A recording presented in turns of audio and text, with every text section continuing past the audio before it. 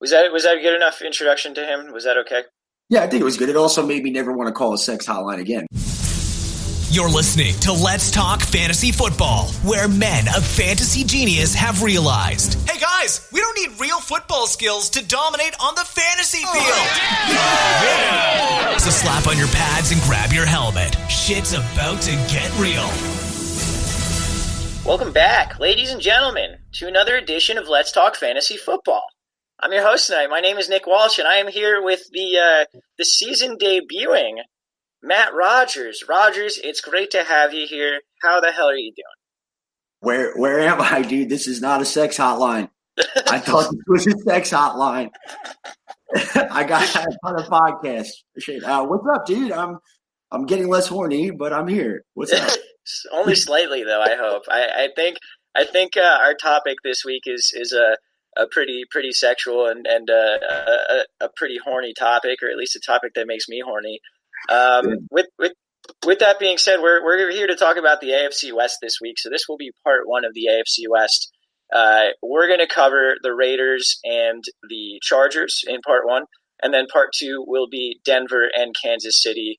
I am leaving Kansas City for last because you got to listen to everything else in order to get there. When I was breaking this up, I was like, Denver and Kansas City on the same one.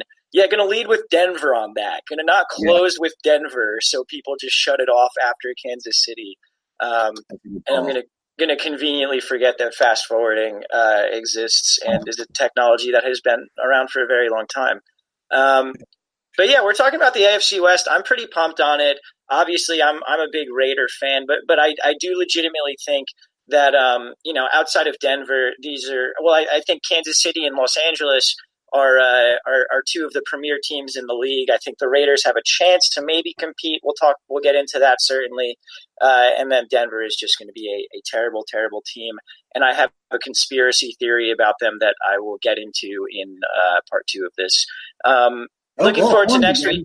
Horny what? Again. Conspiracy theories. Horny. Oh, there we go. You brought me back. I like that. So guys, if you haven't heard our latest episodes about the AFC North, make sure you are checking. I'm sorry, not AFC North, NFC North. Make sure you're checking those out. And basically, going forward, I believe we're going to cover the NFC West or the AFC South next. So keep an eye out for that as well. It is training camp now, which is extremely exciting. We have football this fucking weekend, dude.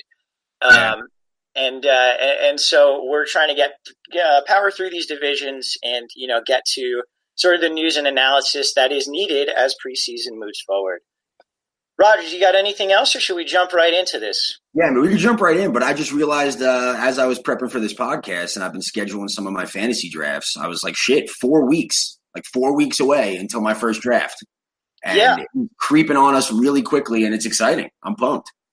Yeah, absolutely, man. I got my first big one on the 18th, so that'll be fun. Oh yeah, it is your birthday. That's right. Yeah, cool. So we'll figure that out. But yeah, that should be fun. Drafts are coming up, and we'll make sure to get you guys all of the information and analysis and confusion for sex hotlines that you need, that you want, that you crave. Back to horny. All right, dude, let's talk about the fucking Raiders. So I think big picture here, not too many changes. They brought in Mike Mayock as the GM. Most people know him as the talking head on NFL Network, who has actually been like the most accurate draft predictor for like the past 5 to 10 years. But anyway, they brought in Mayock. They had, a somewhat tumultuous offseason, but they really have up the talent level here, I believe, particularly on the offensive side. The defense is going to be god fucking awful again. But on the offensive side, they have brought in a decent amount of talent. So let's start with the quarterback, Derek Carr. Derek Carr was not good last year. You can make arguments about his pass catchers, and those are valid arguments, particularly once Amari Cooper was traded. But Derek Carr was very bad. He's currently going as the quarterback 23. That's the 7th pick in the 14th round. Do you think it's even worth drafting Derek Carr? Do you think there's upside there? I definitely think there's upside there. I think that I would put him a little higher than where he's going just because of the upside of Antonio Brown coming in and the potential explosiveness of that offense. Like you just said, their defense is going to be bad. When the West Coast plays primetime games, it could be like 4-hour games and like 100 combined points all the time. It's that type of situation. So if you're going to go that route of like streaming quarterbacks, I think that he's a little lower on that tier of like someone that would be drafted. But I wouldn't be surprised if at some point he's like fantasy relevant and in that streaming conversation every single week. So you could do worse. But yeah, I mean, I think that's a good spot for him. Yeah, I think there are a couple other guys behind him, like Dalton and Darnold, that I'd probably be taking ahead of him, just a little bit more upside in my eyes. But I think Derek Carr does have some upside. I mean, he's not a good quarterback. His career best adjusted yards per attempt would have been 13th, or tied for 13th last year. Like, that's his career best. That's not what he did last year. And his career best QBR would have been tied for 23rd last year. So even Derek Carr at his best has never been good or above average, I suppose, in the league.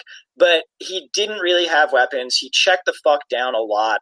And now he does have some more weapons. You said they brought in Antonio Brown. They brought in Tyrell Williams as a deep threat.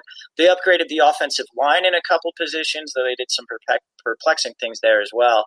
And they drafted Josh Jacobs, the running back out of Alabama. So they brought in a lot of things around him, and also he should just have a natural increase in touchdowns. His touchdown rate last year was 3.4%, which is very, very low, and his career rate is 4.4%. So you should see some natural regression there towards the mean. So I think sort of in conclusion there, I think Carr has some upside. There are some other guys I like a bit more, but I'm not against drafting him late in drafts. So I'll pose this question to you real quick, Walsh, before we move on. Would you argue that as far as fantasy production or upside, that this could be the best situation Derek Carr has been in his career? Yeah, I mean, I think this is arguably his best pass catching core. I mean, you can, I guess you could say like when before Amari fell off a cliff with the Raiders and Crabtree maybe, but I would argue that I think Antonio Brown, Tyrell Williams, and then maybe Darren Waller, who I kind of like. We'll talk about him a little bit later. Could make a very good pass catching group for him. And if we think Brown's going to produce, which I think I can safely say we do, then Carr's got to have some production out of that. So yeah, I agree. All right, cool. Let's talk about the pass catchers before we get into the running game. Sorry, I'm going a little bit out of order on this outline, but Antonio Brown, since we just mentioned him, he's currently going the 7th pick in the second round. That's wide receiver 8. Do you think he's worth that ADP? So that would maybe be where I would expect him to go, but I think this year, and I will probably kick myself going forward, but I think I'm going to avoid him overall this year. I don't know if I would love him as the wide receiver 1. There's a lot of questions. I think as drafts get closer, I think wide receivers in general will move up a little bit, and the 8th wide receiver won't be going 7th pick in the second round necessarily. But I don't know if I want to pay that price on something that has so many unknown variables around it and something so new. And, even if you want to factor in personality and teammate locker room stuff and, the team chemistry, I don't think I'm going to pay for Antonio Brown there to be my wide receiver 1. I think that's really fair. There's a way lower floor on him than I think pretty much everyone else in this conversation up at wide receiver. Just for perspective, he's going ahead of Mike Evans and Keenan Allen. I think I would take both of those guys ahead of him, and Mike Evans because I think Mike Evans has a really legitimate shot at wide receiver 1 this year, and Keenan Allen just because I think Keenan Allen is like rock solid and definitely does not have the floor that Antonio Brown has. So I mean, in general though, like he should produce. We're talking down on him, but I mean he has a chance to lead the league in targets, I would think. It's not like everyone's talking about the downgrade from Roethlisberger to Carr, and there is a downgrade, but like Roethlisberger wasn't that efficient last year. They threw the ball like 680 times.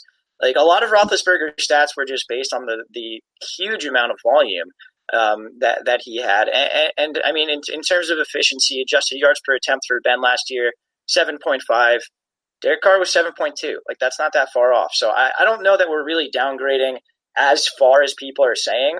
And even in that offense, Antonio Brown was PPR wide receiver 5 last year. So, right.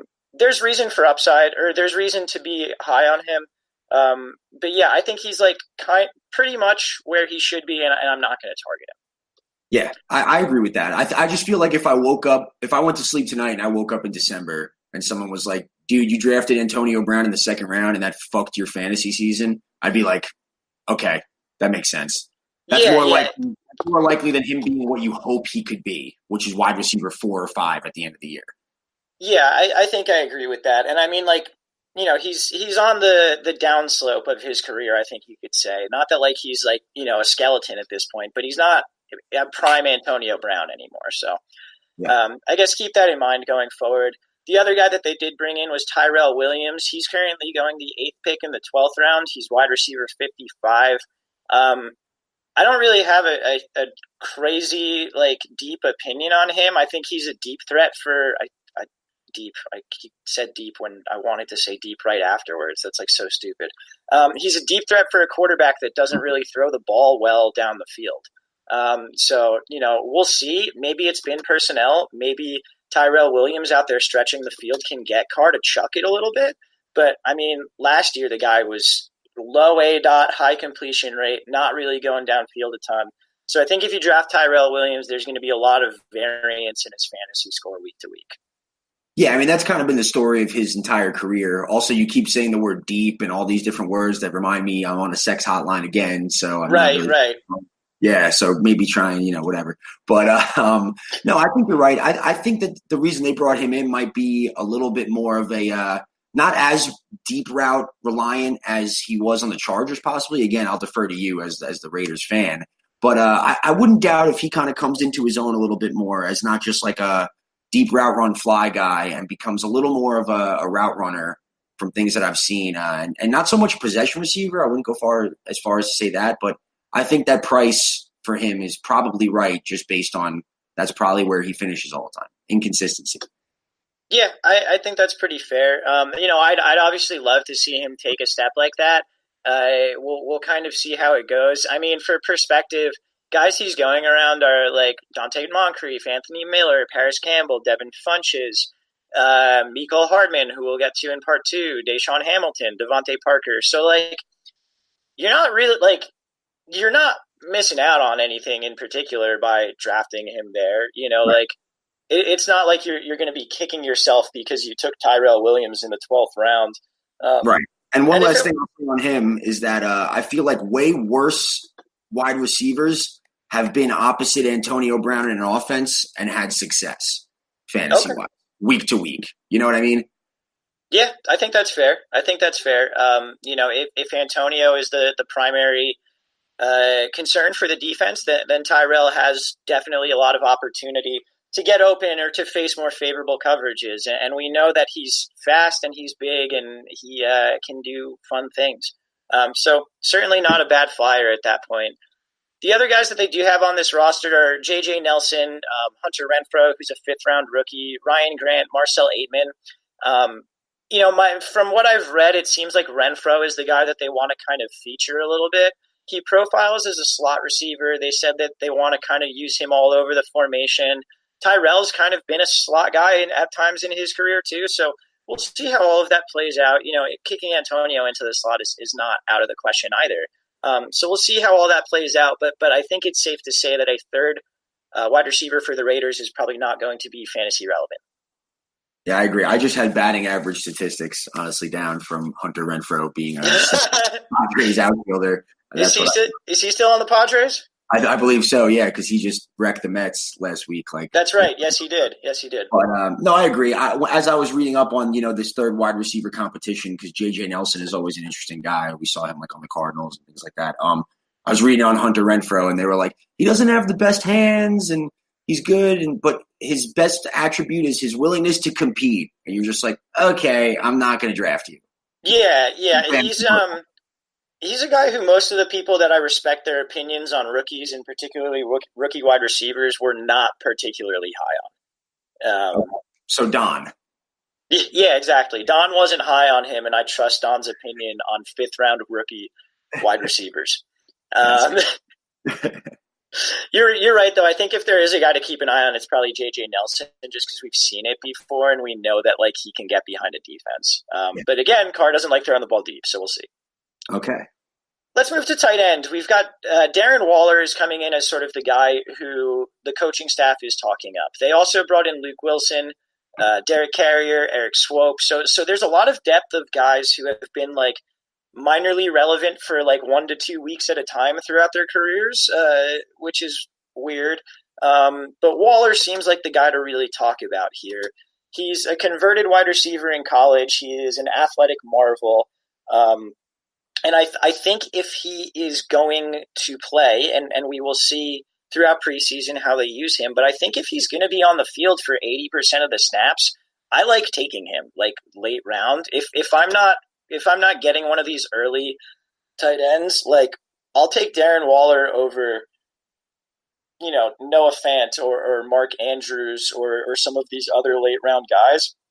Because, I mean, Jared Cook is leaving a pretty significant void, and Waller is a guy who is very big and athletic and, on a team that maybe needs someone to emerge there. What do you think about Waller this year? Yeah, I mean, I agree with that. Like you said, unless you get one of those top guys, you could equate tight end 8 to 30, honestly. My rule of thumb is that going into training camp, if there's a tight end that I haven't really heard of before this, and then there's 3 other tight ends on the roster that I have heard of, just no. There's too much shit going on there. But no, I agree. I mean, like we just talked about Tyrell Williams and how Antonio Brown could be getting a lot of attention. I think it may be even more of a reason to draft him because of the unknown. And when you get to that end of the tier 1 of tight ends, when you're just throwing darts, like you said, Noah Fant, like whatever, you're looking for opportunities. So I don't think there's anything wrong with it. At that point, you're hoping for the guy that week 1 gets 5 catches for 50 yards and a touchdown. And, that's totally fine. Yeah, and if we buy the idea that Tyrell is going to be a field stretcher, then he's trying to take the top off the defense. You have Antonio drawing most of the coverage, and who does that leave open? Darren fucking Waller, dude. Right. We're getting pretty deep into conjecture here, but I think that's the point that I wanted to make. These other guys obviously take or keep an eye on the news. If Waller is not starting in preseason, obviously don't take your flyer on him, like go elsewhere. But let's move to the other guy who might be able to benefit a little bit from field stretching and coverage being taken, in other directions. And that's Josh Jacobs, the rookie running back. He's currently going 12th pick of the 3rd round. That's RB19. Now, training camp just opened, and Gruden said that Josh Jacobs needs to earn his spot because John Gruden is an asshole. Yeah. But we'll see. I think the assumption here is he will at least be the early down back. And there is hope from some people that he can take some of the passing down work from Jalen Richard, who had about 80 targets last year. So are you comfortable drafting a rookie running back for the Raiders in the 3rd round? So I would say that I wouldn't get hung up on from the Raiders because I saw last year, I was shocked when I read this, that even when the Raiders run game like wasn't particularly attractive all the time, I think like Doug Martin and Marshawn Lynch, that whole combo still had like 4.2 yards per carry, was something that I read before and I was very shocked about. I think it goes back to we've seen a lot of success from rookie running backs. I think you're right. John Gruden's an asshole. And I don't know if I would pay up in the 3rd round because depending on how your draft goes, that could be running back 1, running back 2. I don't know if I feel comfortable. And like you said, things got to shake out in the rest of the preseason. But I don't know if I feel comfortable plugging him right into my week 1 lineup. But I would very much want to own him. And at that price, probably not. But I think that he'll definitely be a valuable fantasy guy this year going forward for sure. And I just don't know if I'm paying in the 3rd round at all. That's me. Yeah, that's fair. And I think that the biggest question is he going to get that passing down work from Richard? Because 80 targets for Richard last year, if Jacobs can take maybe 30 to 40 of those away from him, like that makes him so much more valuable in this offense. And he's a guy who I don't think there's anyone really out there who's like he's not going to be a good NFL running back. And he's a total Gruden guy where like he doesn't have like breakaway speed, but he like fights for the extra yard. He's like a hard hitter. He like loves running between the tackles. Like he's a total Gruden guy. So I don't really have a doubt that he'll win the job, at least on the early downs. But for perspective, he's going right after Derrick Henry, right before Kerryon Johnson. So For me, I'm on Kerryon Johnson ahead of Josh Jacobs. We'll see how that works out. I know that's splitting hairs. No, I guess in that tier, though, when you talk about the guys going around him, it makes a little more sense. There's always that adjustment with, like, the Alabama running back thing coming into the NFL, I feel like, too. That's, like, definitely overthinking shit and whatever. But yeah, I mean, the other rookie going next is David Montgomery going midway through the fourth round. And he's in a three-way committee with Mike Davis and Tariq Cohen. So, like, he's going half a round later and has way less clear of a path to playing time than Josh Jacobs does. So you could definitely do worse in this tier. The rest of the running backs on the roster, we mentioned Richard. They also have Doug Martin, Chris Warren, who some people have said is 260 pounds. That's a big-ass running back. And DeAndre Washington, who is more or less irrelevant at this point. I mean, Richard could have his relevant weeks depending on how much of the passing down work they're going to give to him. And we know Gruden loves Doug Martin. So if Josh Jacobs really comes out and does disappoint, like, it would not be the most shocking thing in the world for Doug Martin to, like, take some early down work from Josh Jacobs, which is just, like, upsetting. But it's John Gruden. Who knows? right. None of these guys are getting drafted. Do you want to draft any of them? No, like, if I'm at a draft and, like, someone's taking that last round flyer and they're like, Doug Martin, I'm just like, dude, fuck you. Like, fine. It's going to be Vinny. Yeah, I know. But, like, just like, okay, man, be cool. Be more interesting, at least. Yeah. Well, we'll see what happens. But yeah, I think that about does it for the Raiders. Let's take a quick break and we'll move on to the Chargers. You're listening to Let's Talk Fantasy Football, home of the brutally honest fantasy advice you've always needed. All right, so let's get going with these Chargers. I guess let's start with where it all does start, where life starts for roughly 17 children, and where love starts for those of us who like to watch a certain man sling pig in Southern California. Phillip Rivers at quarterback. Was that a good enough introduction to him? Was that okay? Yeah, I think it was good. It also made me never want to call a sex hotline again because that many kids makes me very, very afraid. Yeah. Sex hotline should, I guess, encourage condom usage more. I don't know where I was going with that. I started saying something and was just like, I got nothing here. I gotta finish it up now. I keep saying sex hotline. I got nothing else. So. Yeah. No, pretty much. I think we're both on the same page in that all of our material is tacky, cliche, and hardly even there. So let's talk about Phillip Rivers. He's currently going at – I didn't even have the notes up. God, I'm terrible at this. He's currently going at the 10th pick in the 10th round. That's quarterback 14. Last year he was quarterback 11 on very, very low volume but very high efficiency. I think this team is going to be good with or without Melvin Gordon and his holdout. I think Rivers is likely to do around the same thing, kind of low volume, somewhere from 500 to 540 pass attempts maybe, and just very efficient. You know, I don't know if he can be as efficient as last year. Last year was a very, very good year for him, but I think this is about the correct price for Phillip Rivers right now. Yeah, I agree. I mean, the book is out on him. It's the same thing every single year. He's on that tier of, 10-team league, streamer every single time. And I think you're right. He's got a high floor, decent ceiling as far as what he can do. But I also think like once or twice you're in for that like 4-point fantasy game. And that's fine because that's a lot better than, consistent streamers going out there. So I think Phillip Rivers, I would draft him. I wouldn't doubt in this year that I'm going to get Phillip Rivers a couple times because I'd rather have him as that like 13th round. I'm obviously going to stream quarterbacks every year draft pick than a lot of other guys with a little more questions around them because you know what you're getting here. That's fair. I think a popular strategy when you're doing late round quarterback is to take 2 late round guys, maybe play them based on matchups. I think Rivers would be a guy that I would pair with someone who's like way higher upside. So for example, like a Lamar Jackson or a Josh Allen or, someone like that who, yeah, they might end up like a top 5 quarterback, but also they might end up a bottom 5 quarterback on the year. So Rivers isn't necessarily a guy I'm targeting if my other quarterback is someone who is also very consistent. But I think if I'm chasing upside in the other pick, then Rivers is a pretty solid pick there. I like that a lot, actually, because my initial thought was like, oh, I would pair Phillip Rivers with Derek Carr. And then I was thinking, as you said that, wait, which quarterback is going to get me 15 points and which is going to get me 13 points this week?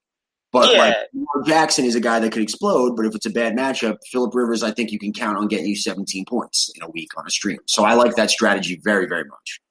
Thank you. I appreciate it. Yeah, it's so much, dude. That hotline. Like we could turn this into a sex hotline. So much. Yeah, looking through this list of quarterbacks, like if I'm drafting like fucking Mitch Trubisky, like I would want to pair him with Phillip Rivers. Like that's the kind of thing that I would be looking to do, I think, at that point. I'm gonna do that in all of our leagues. What's up? I said I'm gonna do that now in all of the leagues that we are together in. Which is quite a few of them. But anyway, let's move on to Phillip's pass catchers. We brought up Keenan Allen earlier in the podcast. He's currently going 12th in the second round. That's wide receiver 10. You said the book is out on Phillip. The book's out on Keenan. Very little upside to be like the number one wide receiver. But also if he's any lower than wide receiver like 14, I would be shocked. That is pretty much sums up what I was going to say about him. Exactly. Like, I would be very shocked if he finishes wide receiver 1. I literally have this written down. Will not finish as wide receiver 1, but will not be lower than 15 if healthy. All right. Well, I guess we're on the same page then. A guy who's a little bit more divisive, so we should probably devote some more time to, is Mike Williams. So Mike Williams, obviously, due to get more targets with Tyrell Williams leaving, but the other thing there is that Hunter Henry is back. So we'll talk about Hunter Henry in a little bit. Mike Williams is currently going first pick in the 6th round. That's wide receiver 26. I think that's a little rich for my blood. Mike Williams had touchdowns on 15% of his targets last year. I know he's a good red zone threat. I know he can go up and get the ball in the end zone. That's an unsustainable touchdown rate. So I know he's going to get a ton more targets. Like if he's over 100 targets, like great. Tight ends on the Chargers only had 73 targets last year, and Hunter Henry's getting at least 80. Plus another 20 or so from Virgil Green, that kind of thing. So, I mean, I'm not sure entirely how many of Tyrell Williams' 60 or so targets are going to go to Mike Williams, and in what we expect to be a pretty low volume passing offense. We talked about it before. They're going to be a good team. They're going to win a lot of games. I think they're not going to have to pass the ball a ton. I'm not sure that I trust Mike Williams' volume to go up enough to make up for the natural dip in his touchdown percentage, which is just going to happen due to math. So I would say, and I might be compensating because last year I was very much off Mike Williams and wanted nothing to do with it. So I might be I think that's exactly where I like him. And I think if I had to go into a draft and I take him as my wide receiver 2, I am down with that. Partially for your reasons, you're swaying me a little bit. But I feel like they let Tyrell Williams walk for a reason. They were completely fine. Hunter Henry's coming up, but Mike Williams is their clear-cut number 2. Keenan Allen has also had a bunch of injury concerns going forward. So, that could always be a thing. You don't want to draft based on injuries of other people. But, Mike Williams did over 1,000 yards last year with only getting 63% of the snaps. That's going to go up. So while you're saying his touchdown volume and things like that, his touchdown percentage will definitely go down, and I do agree with that. I do think that he'll be on the field more. I do think that, even though it's only 60 targets to Tyrell Williams, like you said, I just think that he will be more involved in the game plan. And I think based on where they drafted him last year and kind of tested him out this year, I just think he's going to be more, or last year rather, I think he's going to be more involved in the game. And I think that as far as his upside, I think that I'm fine with him right there. I'm explaining it not the way I want to, but I think that it's a little bit it's safer than other situations at that wide receiver 3 range. Okay, Mike Williams. Yeah, I mean, it's certainly fine to like him. He was a first round draft pick for a reason, right? He's an extremely talented guy, and like you said, he did all that production on less snaps and less targets than you would really expect for the amount of production that he had. So I think your bet is sort of that he's more. My bet is basically that he's going to regress towards the mean, so his increased volume isn't going to matter as much. Where I think your bet is that he has the increased volume and also he's good, which is certainly fine to take away from last season. Like that's a reasonable thing to take away from last season for sure. But also, I'll add something to that is that I agree with you that he will regress based on his workload, but I think the added workload and time on the field will kind of offset that. And that I think fantasy-wise, I think week to week, he will be a little more consistent than he was last year. You know what I mean? Like, I trust it more week to week than I do over the long haul of a season, if that makes sense. Okay, that's fair. Yeah, I'm looking at the guys going after him, and there's a couple of guys that I think I would take before him.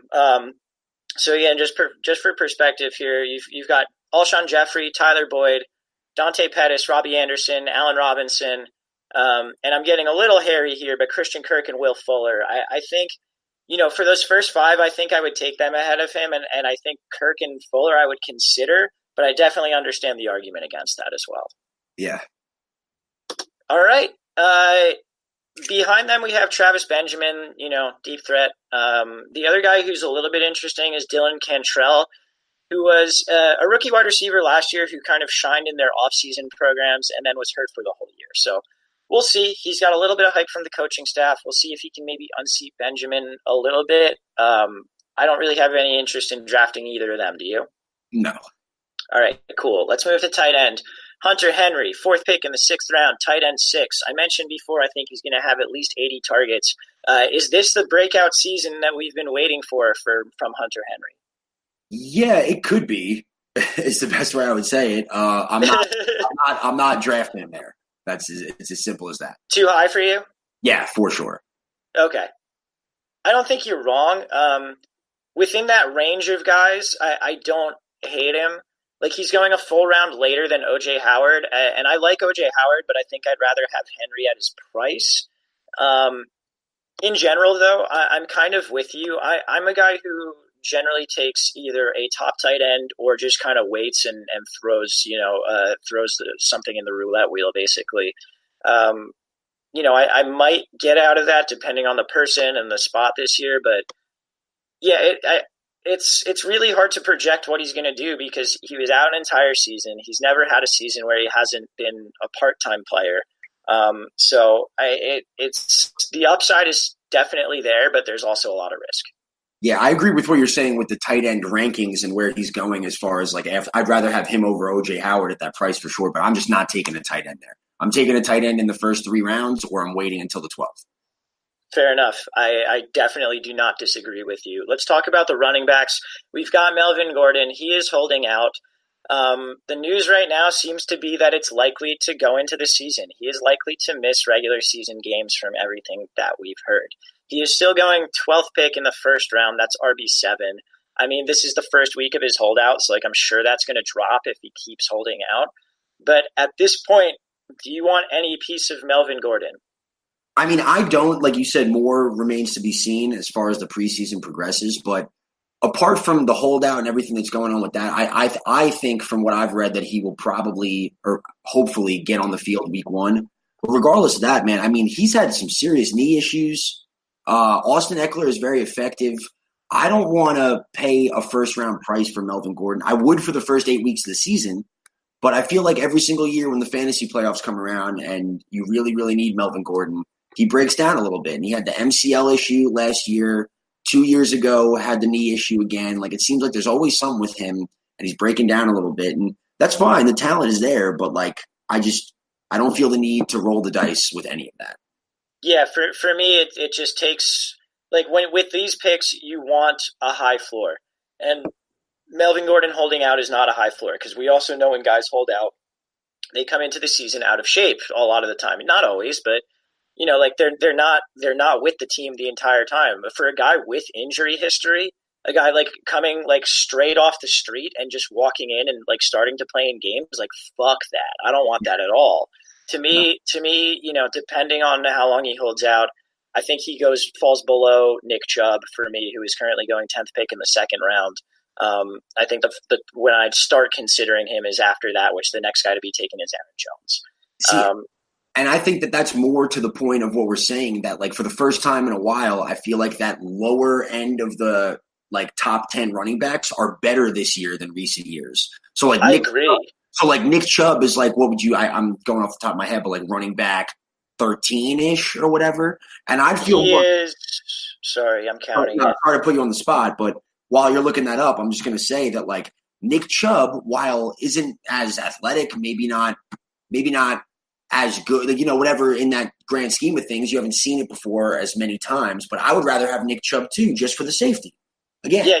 Also, you were dead on running back 13. And like, that's pretty wild because like, I'm really comfortable with like Nick Chubb or Damian Williams as like my number one running back. You're right. There's a lot of depth there. Yeah. For the first time in a while, like it was a huge drop off in the past. So like Melvin Gordon, you had to snag in the first round because after that, there was nothing, when you were talking Jordan Howards, which were like, okay, in the mid-second round. So now, like, I don't need to pay that price if I can get Nick Chubb at pick 19, Yeah, absolutely. No, it makes a ton of sense. So with that being said about Gordon, let's talk about Eckler, dude. Because Eckler is currently going 8th pick in the 8th round, running back 39. Like, that's going to go up. That's obviously not a price that you're going to get during your draft in a month. Here's the thing about Austin Eckler is he's fucking really good. People are talking like, oh, Justin Jackson might take his spot. Justin Jackson isn't taking Austin Eckler's spot. Austin Eckler's been a better running back than Melvin Gordon the past couple of years. He's extremely efficient. He's really good in the pass game. He was a guy who last year had standalone flex appeal, getting like fucking 9 touches a game. Like, Austin Eckler is a good running back. And if Melvin Gordon isn't suiting up week 1, Austin Eckler is a running back 1, week 1, no questions asked. Absolutely agree with that all the way. Is that one, he should be owned. Like you said, that price is fine and will go up. But if Melvin Gordon does suit up week 1, Austin Eckler is like in the 9th round, I think still. 8th, 9th round. Yeah, absolutely. Absolutely. And if he's a running back 1, like you said, top 10 all the way. Yeah, it's I'm sure it's going to go. It's since I literally put these ADPs up last night in our outline, and since then he's already gone up 5 picks. So the price is rising, but like some guys going like right ahead of him are like the top tier of backups, like Darrell Henderson or like Latavius Murray. Like these guys who have backup roles where we expect them to maybe have like the classic like Tevin Coleman standalone flex appeal some week. Like Austin Eckler is a standalone flex some weeks as a backup, and if he's a starter, he is going to absolutely destroy. Like he's going to murder the football field. He is so good. So let me ask you this, Walsh. If you did pay the price of Melvin Gordon at his current ADP and say he suits up week 1, say it's August 18th and it's still kind of questionable, but you think he'll get in there week 1 or week 2. You buy Melvin Gordon in a 12-team league, last pick of the first round. What are you paying for Austin Eckler after that? See, I'm not really a huge fan of handcuffing, but I mean, like, if I can grab him. Neither am I, but that's a surefire great start every single week for the rest of the season. Yeah, maybe 7th. That's what I was going to say. Like, you buy up a little bit more if Melvin Gordon goes for him, just because you now have a running back start for the rest of the season, no matter what. And like in the dog days of bye weeks, like I'm not opposed to just throwing them both out there and just absorbing the entire Chargers running game. And then of course that would be like the week that Justin Jackson does like vulture a touchdown. But that's the way fantasy football goes. Justin Jackson is being drafted. He's the 11th pick in the 13th round. That's running back 56. I don't really care, but like whatever, it's the 13th round. Yeah, I look at that as Melvin Gordon, and what happens there remains to be seen. And if it's sketchy, then fine. If it's not, don't touch it. Fair enough. I think that's going to do it for the Chargers. You got anything else on them? No, man, unless you're going to handcuff your quarterback for Tyrod. Not the craziest idea, and it's not a good idea. All right, well, guys, that was part 1 of the AFC West. We will be back with part 2. Again, that's going to be the Broncos and the Chiefs. You'll have to listen to the whole thing without fast forwarding to find the Chiefs. If you fast forward, the podcast will stop working. I don't know if that's actually true. It's definitely not true. Anyway, for Rodgers, I am Walsh. We are Let's Talk Fantasy Football. Later, podcast. This has been Let's Talk Fantasy Football. Thanks for listening.